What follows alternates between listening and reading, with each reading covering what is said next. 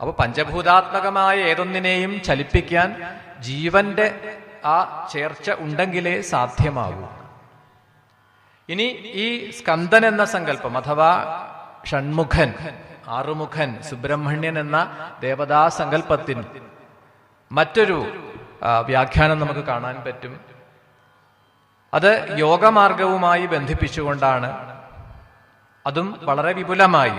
ശ്രീ പരമേശ്വരന്റെ കയ്യിലെ ഒരു ആയുധമായിട്ടുള്ള ത്രിശൂലം അത് ത്രിത്വത്തെ കാണിക്കുന്നതാണ്. ത്രിത്വം എന്ന രീതിയിൽ എന്തൊക്കെയാണോ ത്രയംബകം, ദേവിയെ സ്തുതിക്കുമ്പോൾ സ്തുതിക്കാറുണ്ടല്ലോ ത്രയംബകേ. തൃത്വഭാവത്തിൽ ഈ പ്രപഞ്ചത്തിൽ എന്തൊക്കെയുണ്ടോ 3 ആയിട്ട് പിരിഞ്ഞിട്ടുള്ളത്, അല്ലെങ്കിൽ 3ആയി കാണപ്പെടുന്നത്, പറയപ്പെടുന്നത്. കാലം, ഭൂതം, ഭാവി, വർത്തമാനം, 3 കാലം. നമ്മൾ സാധാരണ നമ്മളുടെ നിത്യജീവിതത്തിൽ അനുഭവിക്കുന്ന അവസ്ഥകൾ 3ആണ്. ജാഗ്രത്, സ്വപ്നം, സുഷുപ്തി. ഉണർന്നിരിക്കുന്നു ജാഗ്രത്തില്, ഉറങ്ങാൻ തുടങ്ങുമ്പോൾ സ്വപ്നം, ഉറക്കത്തിന്റെ ഏറ്റവും ഗാഠമായിട്ടുള്ള അവസ്ഥ ഗാഠനിദ്ര, സുഷുപ്തി. വീണ്ടും ഉണർന്നു വരികയാണ് ജാഗ്രത്തിലേക്ക്. 3 അവസ്ഥ, ജാഗ്രത്, സ്വപ്ന, സുഷുപ്തി അവസ്ഥകൾ. ഈ ത്രിത്വം.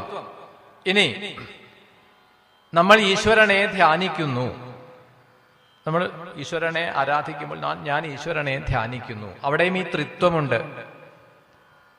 ഞാൻ ആരെ ധ്യാനിക്കുന്നു? ഈശ്വരനെ ധ്യാനിക്കുന്നു, ഇന്ന ദേവതയെ ധ്യാനിക്കുന്നു. പിന്നെ 3ാമതായിട്ട് ധ്യാനിക്കുക എന്ന പ്രവൃത്തി പ്രക്രിയ. ഈ ത്രിത്വഭാവത്തിൽ നിന്ന് നമ്മൾ ഏകാത്മക ഭാവത്തിലേക്ക് മാറും കുറച്ചു കഴിഞ്ഞാൽ. അപ്പോഴാണ് സമാധി ആയിട്ട് മാറുക. അതായത് ഞാനില്ല, ധ്യാനിക്കുന്നു എന്ന ആ അവസ്ഥ, ആ ചിന്തയില്ല. ഞാൻ ധ്യാനിക്കുകയാണ് എന്ന് വിചാരമില്ല, ഞാനില്ല. അപ്പൊ എന്തായി? പിന്നെ അവിടെ അവശേഷിക്കുന്നത് ഏതൊന്നിനെയാണോ ധ്യാനിക്കുന്നത് ആ ചൈതന്യം മാത്രമായിട്ട് തീരുകയാണ്, ഒന്നായി തീരുകയാണ്. ധ്യാനിക്കുന്ന ഞാനും നമ്മളും, നമ്മൾ ധ്യാനിക്കുന്നത് ഏതൊരു ഈശ്വര സങ്കല്പത്തെയാണോ ആ ചൈതന്യവും തമ്മിൽ ഒന്നായി തീരുന്ന അവസ്ഥ. അപ്പൊ ത്രിശൂലത്തിന്റെ 3 അഗ്രങ്ങളെ ചേർത്ത് വച്ചാൽ കുമാരന്റെ കയ്യിലെ വേലായി മാറി. മറ്റൊരു വളരെ ഒരു നല്ല താത്വികമായ സങ്കല്പത്തിനെ കയ്യിൽ ആയുധമായി നമ്മുടെ മുൻപിൽ അവതരിപ്പിച്ചു എന്നേ ഉള്ളൂ. യോഗമാർഗത്തിൽ ഏറ്റവും അഗ്രത്തിൽ ആണ്, ഏറ്റവും ഉയർന്ന തലത്തിലാണ്. അതുകൊണ്ടാണ് മിക്കവാറും സുബ്രഹ്മണ്യന്റെ അമ്പലങ്ങളൊക്കെ നോക്കിക്കൊള്ളൂ ഉയരത്തിലാണ്. തമിഴ്നാട്ടിൽ തന്നെ പോയാൽ കാണാം എല്ലാം മലയുടെ മുകളിലാണ്. പഴനിമലയിലൊക്കെ മുകളിലേക്ക് കയറണമെങ്കിൽ തന്നെ നമുക്ക് കുറെ പ്രയത്നം ചെയ്യണം. യോഗശാസ്ത്രത്തിന്റെ ഉന്നതമായ അവസ്ഥയിലാണ്, ഏറ്റവും ഉയർന്ന തലത്തിലാണ് എന്ന് കാണാൻ പറ്റും ഈ സ്കന്ദൻ എന്ന ദേവതാ സങ്കല്പത്തെ നമുക്ക് തന്നിട്ടുള്ളത്. ഷഡാധാര ചക്രം, ആ ഷഡ്ചക്രവുമായി ബന്ധിപ്പിച്ചിട്ട് ഈ ദേവതയെ പറയും. ഇന്ന് ഭാരതം വീണ്ടും ആ ഒരു ഓരോ ഇടത്തിലും, ഭാരതത്തിൽ നമ്മൾ പറയാറുണ്ട് ആസേതു ഹിമാചലം, അല്ലെങ്കിൽ കന്യാകുമാരി മുതൽ കാശ്മീർ വരെ എന്ന് പറയാറുണ്ട്. സാധാരണ നമ്മൾ പറയുന്ന ഒരു രീതിയാണ്. ഇനി നമ്മൾ വെറുതെ ഈ ഒരു ഭൂമിശാസ്ത്രം നമ്മൾ ഇങ്ങനെ വരച്ച്, കുട്ടിക്കാലത്ത് സ്കൂളുകളിൽ നമ്മൾ വരച്ചിട്ടുള്ള ഇന്ത്യയുടെ ഭൂപടത്തിൽ കന്യാകുമാരി മുതൽ അങ്ങ് കാശ്മീരം വരെ, അല്ലെങ്കിൽ കേദാരനാഥം വരെയുള്ള ആ ഹിമാലയ ഭൂമി വരെയുള്ള ഇടത്തെ നമ്മൾ ഒന്ന് മാർക്ക് ചെയ്തു നോക്കൂ. ഒരു ആധാരചക്രത്തിൽ കുണ്ടലിനി ഉണർന്ന് ഓരോ ചക്രങ്ങളെയും ഭേദിച്ചു പോകുന്നത് പോലെ വ്യത്യസ്തങ്ങളായ ദേവതകളെ ഒന്നിച്ച് സമന്വയിപ്പിച്ച് ഒരു ഒരു രൂപരേഖ ഉണ്ടാക്കിയിരിക്കുന്നത് കാണാൻ പറ്റും എന്നാണ്. ഇത് മറ്റൊരു വ്യാഖ്യാനമാണ്. ഇത് കണ്ടെത്തിയ ഒരു മഹാത്മാവിന്റെ വ്യാഖ്യാനം മാത്രമാണ്. നാളെ ഈ പ്രസ്താവനയെ ചോദ്യം ചെയ്തുകൊണ്ട് വരുമെന്നരുത്.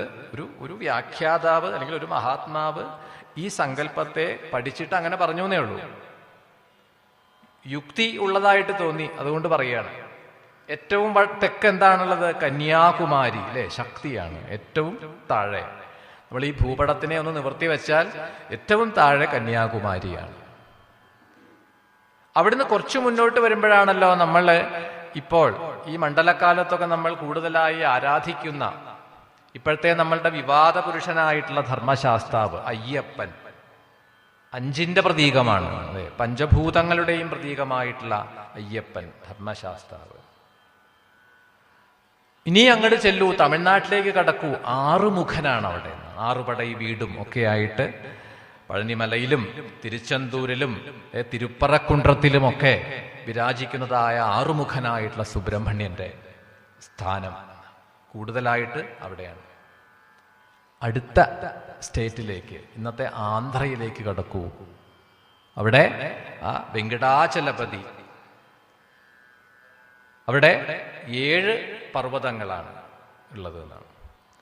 ഇങ്ങനെ നോക്കിക്കഴിഞ്ഞാൽ യോഗശാസ്ത്രവുമായി ബന്ധിപ്പിച്ചുകൊണ്ട് പോകുമ്പോൾ തന്നെ എത്ര കൃത്യമായിട്ടാണ് ഈ ദേവതാകൽപ്പനകൾ പോലും ചെയ്തു വച്ചിട്ടുള്ളതെന്ന് കാണാൻ പറ്റും.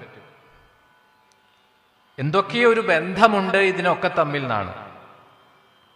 ഇപ്പൊ വൈദിക സമ്പ്രദായത്തിൽ പറയും, നമ്മൾ ഇപ്പൊ കേരളത്തിലുള്ള രീതിയല്ല തമിഴ്നാട്ടില്, ഇതൊക്കെ ആയിട്ട് യാതൊരു ബന്ധവുമില്ലാത്ത പല രീതികളാണ് അങ്ങ് പശ്ചിമ ബംഗാളിലും, ഇനി അങ്ങേയറ്റം കാശ്മീരിൽ പോയാലും താന്ത്രികമായ പദ്ധതികളാണെങ്കിലും മറ്റെന്ത് ആചാരങ്ങൾ എടുത്താലും ഒക്കെ വളരെ വൈരുദ്ധ്യമുള്ളതായിട്ട് തോന്നാം, വളരെ വിചിത്രമായിട്ട് തോന്നാം. പക്ഷെ എന്തൊക്കെയാണ് എങ്കിലും നമ്മളെ എല്ലാം ചേർത്ത് നിർത്തുന്ന ഒരു പ്രഭാവമുണ്ട്, ഒരു ശക്തിയുണ്ട് എന്ന് കാണാൻ പറ്റും. ഭാഷ വ്യത്യസ്തമാണ്, വേഷം വ്യത്യസ്തമാണ്, ദേവതാ സങ്കല്പങ്ങൾ വ്യത്യസ്തമാണ്, ഒക്കെ വ്യത്യസ്തമാണ്, വിചിത്രവുമാണ്. ഒന്നിനൊന്നിനോട് ചേർന്ന് നിൽക്കാൻ പോലും ചിലപ്പോൾ ബുദ്ധിമുട്ട് തോന്നും. സാത്വികമായ ഉപാസനാ സമ്പ്രദായങ്ങൾ, രാജസികമായിട്ടുള്ള ഉപാസനാ പദ്ധതികൾ, തമോ ഗുണപ്രധാനമായിട്ടുള്ള പദ്ധതികൾ, ഇതൊക്കെ കൂട്ടിച്ചേർത്ത് നമുക്ക് പ്രയാസമാണ്. പക്ഷെ എന്നാൽ എവിടെയോ ഇതിന്റെ നടുവിൽ കൂടിയിട്ട് ഇതിനെല്ലാം കോർത്തിണക്കുന്ന ഒരു ചരടുണ്ട്, യാതൊരു സംശയവുമില്ല എന്ന് നമുക്ക് ബോധ്യപ്പെടുന്നതാണ്.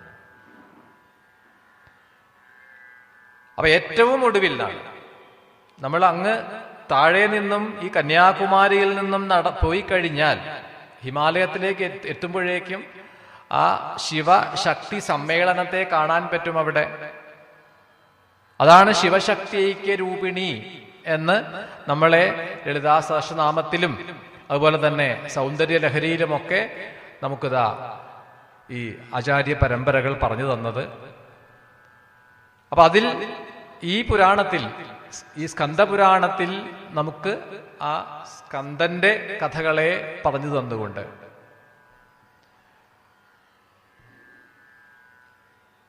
ആണ് ഇനിയുള്ള 6 ദിവസങ്ങൾ നമ്മൾ. അപ്പൊ അതിൽ ആദ്യം വരുന്ന നാളത്തെ ഭാഗം ദക്ഷകാണ്ഡം ആണ്. ദക്ഷകാണ്ഡം പേര് പോലെ തന്നെ ദക്ഷയാഗം കഥ, ദേവിയുടെ സതീദേവിയുടെ ഉദ്ഭവം, സതീ വിവാഹം, സതീ പരിണയം, ഇതൊന്നും ഭാഗവതത്തിൽ ദക്ഷയാഗം കഥയുണ്ടെങ്കിലും ഇതൊന്നും വരുന്നില്ല. ആ യാഗത്തിന്റെ തൊട്ടു മുൻപ് കഥ പറഞ്ഞ് യാഗം പറഞ്ഞ് അവസാനിപ്പിക്കുകയാണ്. ആ സതീ ശിവവിവാഹത്തെ പറഞ്ഞ് പിന്നീടാണ് ദക്ഷൻ ശിവനെ നിന്ദയെ ചെയ്യുന്നു, യാഗം ആരംഭിക്കുന്നു.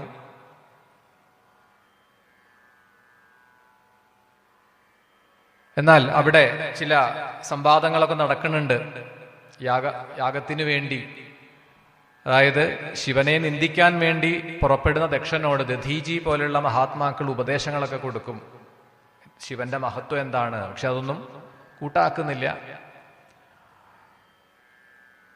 പിന്നീട് ആ ദക്ഷയാഗം കഥയെ സൂചിപ്പിച്ചതിന് ശേഷമാണ് അതിന്റെ തുടർച്ച എന്ന വണ്ണം കഥകൾ പറഞ്ഞു വരുമ്പോൾ അമൃതമഥനം എന്ന കഥ വരുന്നുണ്ട്. ആ കാളകൂട വിഷത്തിന്റെ ആവിർഭാവം, അതിനെ ശ്രീപരമേശ്വരൻ പാനം ചെയ്യുന്നതായിട്ടുള്ള ആ ഒരു സന്ദർഭം, ധന്വന്തരി ആവിർഭാവം, ഇതൊക്കെ നമ്മൾ 1-ാം ദിവസം തന്നെ കേൾക്കുന്ന കഥകളാണ്.